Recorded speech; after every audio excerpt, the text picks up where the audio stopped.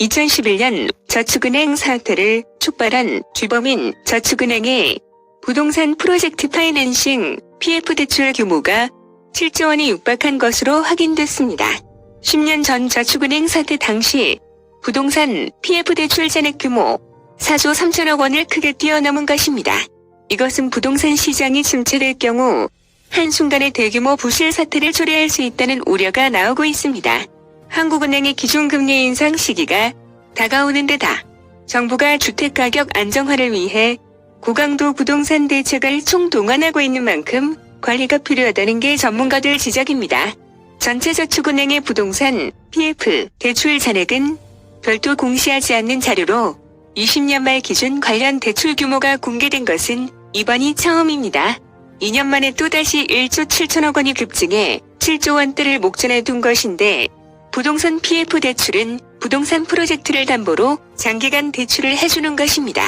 부동산 시장이 호황일 때는 큰 문제가 되지 않지만 부동산 시장이 침체되면 부실 위험이 커집니다. 때문에 2010년 부동산 PF 대출을 공격적으로 키운 저축은행 30여 곳이 부동산 시장 침체 국면과 맞물려 파산하거나 인수, 합병 시장에 내몰린 바 있습니다.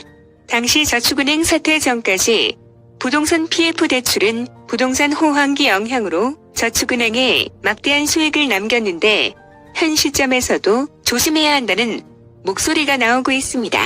2011년 저축은행 업계의 영업정지 사태의 시발점이 된 것이 PF 대출이기 때문입니다.